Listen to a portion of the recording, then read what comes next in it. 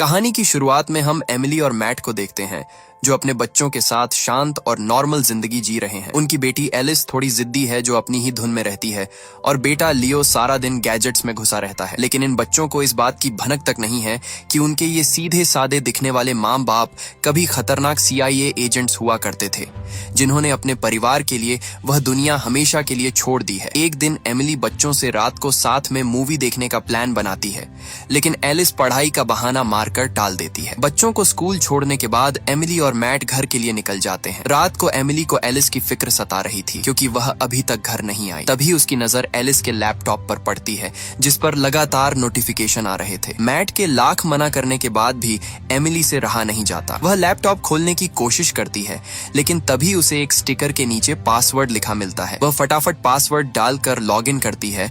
Message से पता चलता है कि एलिस किसी केमिकल अपोकलिप्स नाम के इवेंट में गई है। उनका बेटा लियो बताता है कि यह कोई आम जगह नहीं बल्कि एक खतरनाक क्लब पार्टी है जहां जमकर ड्रग्स और शराब चलती है। ये सुनते ही दोनों तुरंत एलिस का फोन ट्रैक करते हैं और सीधा उस अंडरग्राउंड क्लब में पहुंच जाते हैं। अंदर जाकर वे देखते हैं कि एलिस मजे से डांस कर रही है। एमिली सीधा उसके पास पहुंचती है और उसे तुरंत घर चलने का ऑर्डर देती है। तभी वहां खड़े कुछ लड़के मैट और एमिली को बुढ़े कहकर उनका मजाक उड़ाने लगते हैं, लेकिन हद तब पार हो जाती है जब एक लड़का जबरदस्ती एलिस का हाथ पकड़कर उसे रोक लेता है। ये देखकर एमिली बिना कुछ सोचे उस लड़के का गला पकड़ती है और उसका सिर सीधा दीवार पर दे मारती है। मैट भी एमिली के साथ इस लड़ाई में कूद पड़ता है। कुछ ही मिनटों में वे दोनों मिलकर पूरी गैंग की हड्डियां तोड़ देते हैं, लेकिन तभी उनकी नजर वहां खड़े कुछ लोगों पर पड़ती है जो इस पूरी फाइट का वीडियो बना रहे थे। मैट तुरंत एक आदमी का फोन छीनता है और वीडियो डिलीट कर देता है। घर लौटते वक्त वे एलिस को बताते हैं कि उन्हें क्लब के बारे में उसके लैपटॉप से पता चला। एलिस की इस हरकत के लिए उसे कई दिनों तक घर में ही कैद रहने की सजा मिल जाती है। गुस्से में एलिस पूछती है कि आप दोनों इतने खतरनाक तरीके से लड़ना कैसे जानते हैं। बात को संभालने के लिए एमिली ने बहाना बनाया कि उन्होंने ताइक्वांडो की कुछ क्लासेस ली थी, लेकिन एलिस को इस बात पर बिल्कुल भरोसा ही नहीं होता क्योंकि एक दो क्लास से कोई ऐसा लड़ना नहीं सीख जाता। घर पहुंचते ही एलिस लियो पर भड़क जाती है कि तुमने मॉम डैड को क्लब की लोकेशन क्यों बताई। लियो ने साफ झूठ बोल दिया कि मैंने कुछ नहीं बताया। अगली सुबह एमिली और मैट का पुराना बॉस चक अचानक उनके घर के बाहर आ गया। उसे देखते ही मैट चौंक गया और पूछा कि तुमने हमें यहाँ कैसे ढूंढा। चक ने बताया कि कल रात की तुम्हारी क्लब फाइट वाली वीडियो इंटरनेट पर वायरल हो चुकी है। एमिली ने घबराकर उसे घर के अंदर चलने को कहा, पर चक ने कहा कि उनके पास समय नहीं है। चक ने सीधा मुद्दे की बात बताई कि तुम्हारा एक्स बॉयफ्रेंड बैरन एक गद्दार था और अब वह गौर नाम के एक खतरनाक दुश्मन के साथ मिलकर तुम्हें ढूंढ रहा है। चक ने चेतावनी दी कि अगर मैं तुम तक पहुंच सकता हूं तो गौर भी पहुंचने ही वाला होगा। एमिली समझ नहीं पा रही थी कि इतने सालों बाद उन्हें आखिर क्या चाहिए। तब चक ने खुलासा किया कि प्लेन क्रैश के मलबे से ICS की गायब है और गौर को लगता है कि वह तुम दोनों के पास ही है। चक ने कहा कि यह घर अब सेफ नहीं है और इससे पहले कि वह कुछ और बोल पाता तभी दूर से एक स्नाइपर चक को गोली मार देता है। इससे पहले कि मैट और एमिली कुछ समझ पाते, अचानक हथियारों से लैस बहुत सारे गुंडे उनके घर के बाहर आ गए और उन्होंने अंधाधुंध गोलियां बरसानी शुरू कर दी। खुशकिस्मती से बच्चे अभी स्कूल में थे। अपनी जान बचाने के लिए मैट और एमिली तेजी से भागकर घर के अंदर छुप गए। दोनों के दिमाग में ख्याल आता है कि गुंडे स्कूल जाकर बच्चों को भी निशाना बना सकते हैं। बिना एक सेकंड बर्बाद किए वे सीधे गैराज की तरफ भागते हैं। मैट जुगाड़ लगाकर एक गाड़ी का एक्सीलरेटर फिक्स कर देता है। वह गाड़ी गैराज का दरवाजा तोड़कर सीधे गुंडों की गाड़ी से जा टकराती है। इसी अफरा तफरी का फायदा उठाकर मैट और एमिली दूसरी गाड़ी में बैठते हैं और वहां से निकल भागते हैं। गुंडे भी अपनी गाड़ियों से उनके पीछे लग जाते हैं। इस खतरनाक कार चेज के बीच एमिली पूछती है, हम उन्हें कैसे यकीन दिलाएंगे कि वह चाबी हमारे पास नहीं है। लेकिन एमिली मैट के हाव भाव से समझ जाती है और घूरते हुए कहती है, तुम पागल हो क्या, तुमने ली है वह चाबी। मैट मानता है कि उसने ही वह ICS की चुराई थी ताकि वह गलत हाथों में ना पड़े। उसने वह चाबी एमिली की माँ के घर छुपा रखी है क्योंकि वहाँ की सिक्योरिटी सबसे तगड़ी है। इसी बीच पीछे लगे गुंडे बिल्कुल करीब आ जाते हैं। तभी मैट डाइट कोक और मेंटोस को मिलाकर एक देसी बम बनाता है और सीधा गुंडों की गाड़ी में फेंक देता है। अचानक हुए धमाके से ड्राइवर का बैलेंस बिगड़ता है और उनकी गाड़ी एक ट्रक से जा टकराती है। खतरा टलते ही वे सीधे स्कूल पहुंचते हैं और बच्चों को लेकर वहां से भागते हैं। बच्चे बुरी तरह घबराए हुए थे कि आखिर हो क्या रहा है। बिना कुछ बताए मैट और एमिली उन्हें लेकर सीधे एयरपोर्ट पहुंच जाते हैं। जब बच्चों को पता चलता है कि वे अचानक इंग्लैंड जा रहे हैं तो एमिली उन्हें बताती है कि हम तुम्हारी नानी से मिलने जा रहे हैं। ये सुनते ही एलिस भड़क जाती आती है। क्या हमारी नानी भी है? आपने कहा था कि वह मर चुकी है। आपने और कितने झूठ बोले हैं हमसे। मैट किसी तरह बात को संभालता है और सबको शांत कराता है। प्लेन में एमिली सोच रही थी कि अब बच्चों को सच बता देना चाहिए, पर मैट समझाता है कि अभी सही वक्त नहीं है। अगले दिन पूरा परिवार नकली पासपोर्ट्स के सहारे लंदन पहुंच जाता है। एयरपोर्ट से वे एक बस लेकर पार्किंग लॉट पहुंचते हैं। बस से उतरते वक्त एमिली जानबूझकर एक आदमी से टकराती है और बड़ी सफाई से उसकी जेब से कार की चाबी चुराकर मैट देती है। कुछ ही सेकंड में मैट वह गाड़ी लेकर आता है और बच्चों से झूठ कहता है कि उसने यह कार रेंट पर ली है। लेकिन मैट और एमिली यह नहीं जानते थे कि उस बस में गौर का एक आदमी भी बैठा था, जो चुपके से उनकी लोकेशन अपने बॉस को भेज रहा था। उधर एयरपोर्ट के कैमरा सिस्टम से बैरन को भी भनक लग चुकी थी कि मैट और एमिली वापस आ चुके हैं। बैरन पिछले 15 साल से उस चाबी को पागलों की तरह ढूंढ रहा था। वह अपनी टीम से कहता है कि इन दोनों को पकड़ना मुश्किल है, इसीलिए इनके बच्चों पर नजर रखो। वे टीनेजर्स हैं और कोई ना कोई गलती जरूर करेंगे। इधर कार में बैठते ही मैट और एमिली सबसे पहले बच्चों से मोबाइल फोन छीन लेते हैं और दोनों के सिम कार्ड तोड़ देते हैं। तभी वे देखते हैं कि गाड़ी का पेट्रोल खत्म होने वाला है और लियो को भूख भी लगी है, तो उन्हें पास के एक पेट्रोल पंप पर रुकना पड़ा। मैट ने पेट्रोल भरवाते हुए बच्चों को कुछ पैसे दिए और अंदर से कुछ खाने को कहा। अंदर जाते ही एलिस और लियो आपस में बात करने लगे कि डैड के पास जो पासपोर्ट थे वे नकली थे। उन्हें शक होने लगा कि उनके माँ बाप क्रिमिनल हैं। तभी एलिस ने भाई के गेमिंग डिवाइस पर उस पासपोर्ट वाले नाम जेफरी बेकर को इंटरनेट पर सर्च किया। पता चला कि यह बंदा तो 1962 में ही मर चुका था। अब उनका शक पक्के यकीन में बदल जाता है। इधर बाहर मैट और एमिली सोच ही रहे थे कि आगे क्या करना है। तभी गौर के गुंडों ने उन्हें चारों तरफ से घेर लिया। साथ ही बैरन को भी उनकी लोकेशन मिल चुकी थी। इससे पहले कि वे गुंडे हमला करते, मैट ने पेट्रोल की पाइप के आगे आग लगा दी और दुश्मनों को भूनने लगा। एमिली ने भी एक हथियार उठाया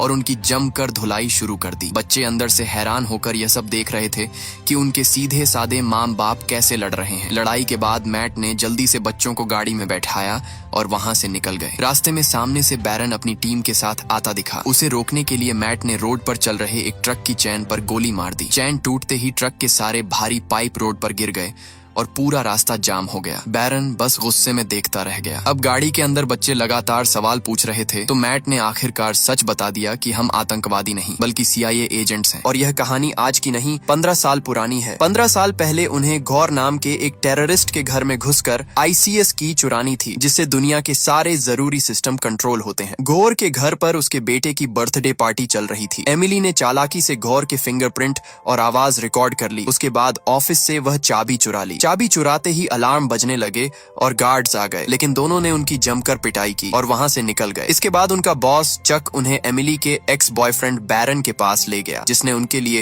एक प्राइवेट जेट तैयार रखा था। प्लेन के अंदर मैट सेलिब्रेट करना चाहता था, लेकिन एमिली ने उसे बता दिया कि वह प्रेग्नेंट है। ये सुनकर मैट बहुत खुश होता है, लेकिन तभी एमिली को उल्टी जैसा महसूस हुआ। वह वॉशरूम की तरफ गई, लेकिन वहां खड़े फ्लाइट अटेंडेंट ने अचानक बंदूक निकाल ली और ICS की मांगने लगा। मैट ने उसका ध्यान भटकाने के लिए चाबी हवा में उछाली और एमिली ने उस पर हमला कर दिया। लड़ाई के बीच गलती से गोली सीधे पायलट को लग गई और प्लेन तेजी से नीचे गिरने लगा। वह अटेंडेंट चाबी और पैराशूट लेकर भागने लगा, लेकिन प्लेन पहाड़ से टकराया और वह हवा में बाहर खींच गया। अब प्लेन क्रैश होने ही वाला था, इसलिए मैट ने आखिरी पैराशूट एमिली को पहनाया और कहा कि बच्चे का ध्यान रखना, लेकिन एमिली उसे छोड़ने को तैयार नहीं थी। उसने अपने पैर मैट की कमर में लपेटे और दोनों ने प्लेन से छलांग लगा दी। नीचे आते ही दोनों ने तय कर लिया कि जासूस रहकर वे कभी नॉर्मल लाइफ नहीं जी सकते। सबको लगेगा कि वे क्रैश में मारे गए हैं, इसलिए अपनी और बच्चे की जान बचाने के लिए उन्होंने गायब होकर आम जिंदगी जीने का फैसला कर लिया था। ये सब सच जानकर लियो बड़ा खुश हुआ। एलिस भी अपने माँ बाप के इस अंदाज से काफी इम्प्रेस थी, लेकिन एमिली ने बच्चों को डांटा कि तुमने इंटरनेट क्यों ऑन किया। लियो ने बताया कि उसने बस गेमिंग डिवाइस से गूगल किया था। ये सुनते ही मैट ने तुरंत वह डिवाइस लिया और सामने से गुजर रहे एक ट्रक पर फेंक दिया। उधर बैरन गैस स्टेशन पहुंच गया था। वहां मरे हुए एक गुंडे के टैटू को देखकर वह समझ गया कि वे लोग गौर के आदमी हैं। अगली सुबह मैट पूरे परिवार को लेकर एमिली की माँ के घर पहुंच गया। माँ बेटी की सालों से कोई बात नहीं हुई थी। इतने बड़े महल जैसे घर को देखकर बच्चे हैरान रह गए कि क्या उनकी नानी किसी राजा महाराजा के परिवार से हैं। एमिली ने जैसे ही गेट खोला, अंदर से अचानक गोली चलने की आवाज आई। सामने उनकी नानी जीनी खड़ी थी, जो एक चिड़िया पर अपना निशाना चेक कर रही थी। बच्चे पहली बार अपनी नानी से मिलते हैं। एमिली को पता चला कि मैट सालों से चुपचाप जीनी को बच्चों की फोटोज भेज रहा था। मैट बस जल्दी से वहां से ICS की लेकर निकलना चाहता था, पर जीनी ने उन्हें रोक लिया। तभी वहां जीनी का बॉयफ्रेंड नाइजेल आ गया और दोनों सबके सामने ही एक दूसरे को किस करने लगे, जिसे देखकर सब ऑकवर्ड हो गए। बात पलटने के लिए मैट ने नाइजेल से कहा कि वह बच्चों को घर दिखाए ताकि वे लोग जीनी से कुछ काम की बात कर सकें। दूसरी तरफ बैरन उस गेमिंग डिवाइस को ट्रैक कर रहा था, पर जल्द ही उसे समझ आ गया कि मैट ने उन्हें चकमा दिया है। तभी उसके असिस्टेंट ने बताया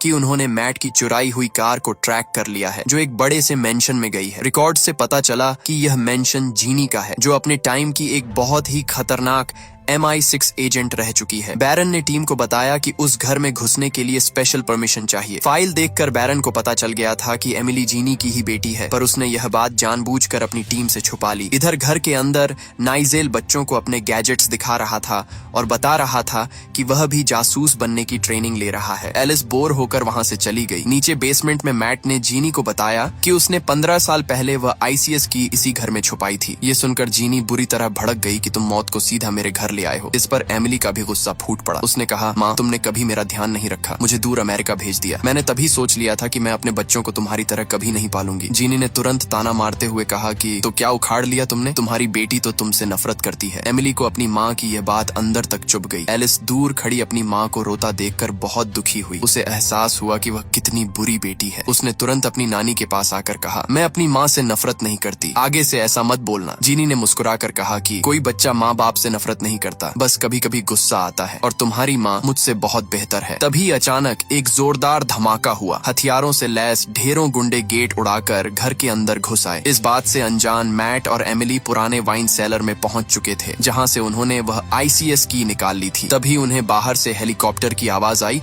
और वे समझ गए कि हमला हो चुका है। वे तेजी से अंदर भागे तो देखा कि जीनी और नाइजेल रस्सियों से बंधे पड़े हैं। एमिली ने जल्दी से माँ को खोला और दोनों अपने बच्चों को ढूंढने भागे। मेन हॉल में पहुंचते ही उनके होश उड़ गए। बहुत सारे गुंडों ने एलिस और लियो की कनपटी पर बंदूक रखी हुई थी। मैट और एमिली समझ गए कि इतने सारे गुंडों से वे एक साथ नहीं लड़ सकते। अपने बच्चों की जान बचाने के लिए मैट ने हार मान ली और चाबी देने को तैयार हो गया। तभी उनके सामने एक ऐसा चेहरा आया जिसे देखकर उनके पैरों तले जमीन खिसक गई। वह कोई और नहीं बल्कि उनका पुराना बॉस चक था। चक जिंदा था। चक ने बताया कि जो गोली और खून तुमने देखा था वह सब नकली था और बैरन कोई विलेन नहीं बल्कि एक अच्छा इंसान है। असल में 15 साल पहले जब वह प्लेन क्रैश हुआ तो मिशन फेल होने का सारा इल्जाम चक पर आ गया और एजेंसी में उसका पूरा करियर तबाह हो गया। इसीलिए अब वह अपना बदला लेने और इस चाबी को हासिल करने आया है। चक ने मैट से चाबी ली और अपने हैकर को चेक करने के लिए दे दी। उधर गुंडों को लगा कि जीनी अभी भी रस्सियों से बंधी हुई है, लेकिन मौका देखते ही जीनी ने अपनी छुपी हुई ट्रैंक्विलाइजर गन निकाली और एक के बाद एक गुंडों को बेहोश करने लगी। जब गुंडों की तादाद बढ़ने लगी तो इस खतरनाक नानी ने चाकू और किचन के बर्तनों से ही